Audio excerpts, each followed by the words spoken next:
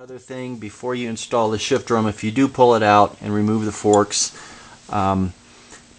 this is the old broken one. If you look, you can see where this cast iron, where the holes are, it's kind of hard to tell, but this is a sharp edge right around here where the holes are cast in.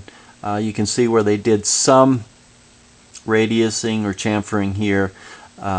What you really want to do to make a smooth movement is you want to file or die grind all these sharp edges nice and smooth, and so you don't get any. These things can crack if they're under load, if there's something else wrong, and if they crack, that's actually a big problem. So what you want to do basically is just chamfer all the way around. I know it's kind of hard to tell, but if I can get that close enough, you can see where it has been radius, but if you look inside, there's still a sharp edge here and a pretty sharp edge there. So what you want to do is make sure this is a nice rounded chamfer all the way around here, so there's a lot less likelihood of the shift drum breaking. Just a couple of things with the shift drum. I like to put a very, very, very thin coat of grease inside the cases where the shift drum goes, and light coating on the shift drum, and inside the forks a super, super light coating.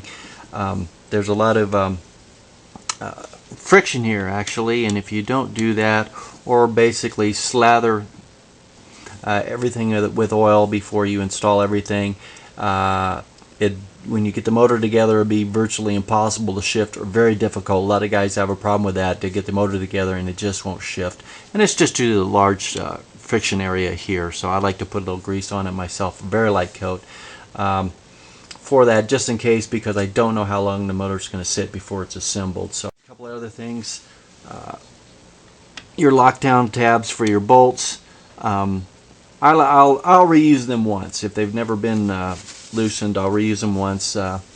Most guys would rather just replace them every time, so but in this case these look good. There were no cracks or anything, so I reuse those.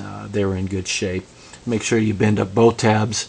It's easy to bend, and you can also make sure you bend around the corners if you have to get on the corner, and your lock tabs are actually bent all the way down flat there. So that's basically it.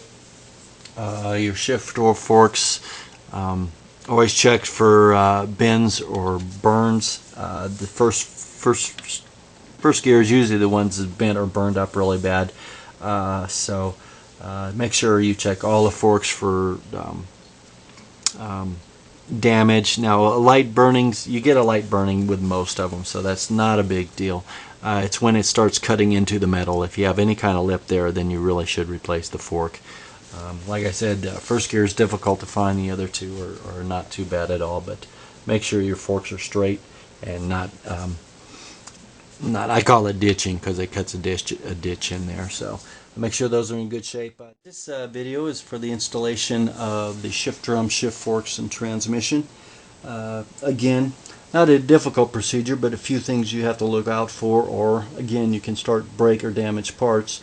The main parts here are the shift hold down. This is for when you shift the gears. This holds the drum in a specific place for the gear. So this arm pivots on the shoulder bolt here. Some guys will make the mistake not realizing it is shoulder. They'll try to tighten this down. They'll tighten it down against this arm. The arm can't move, so the transmission doesn't work properly.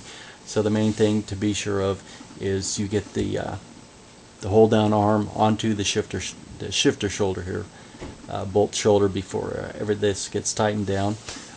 You've got these two hold down bolts. This is the plate that holds the shift drum in place.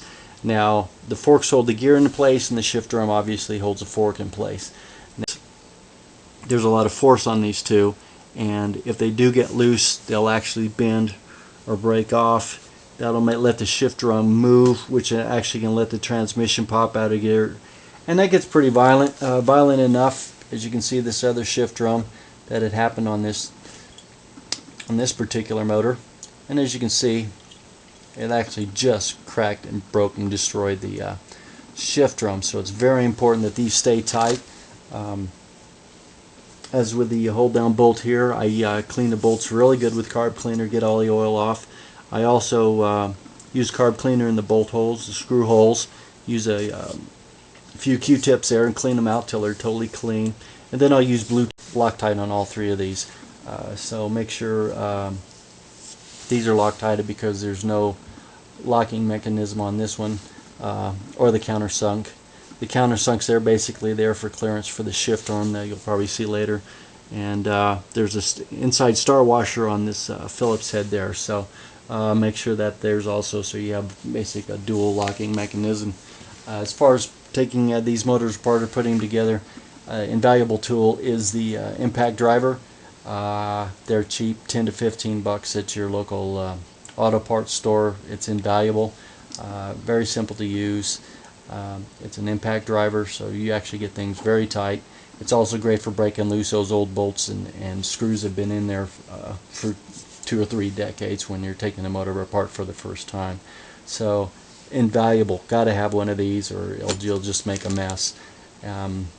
That's basically it for that, except for when you, after you've impacted these both in, you'll see, since this has absolutely no locking mechanism, the factory staked it, this countersunk screw, into the hold down. So I'll take a small pin punch that's been sharpened or a sharp punch, and I'll just restake it, and that's again just a secondary, because if this comes loose it causes all sorts of problems. So that's as far as mounting the shift drum there. I'll reposition the camera so we can take a look at the transmission installation and a couple more things with the shift drum.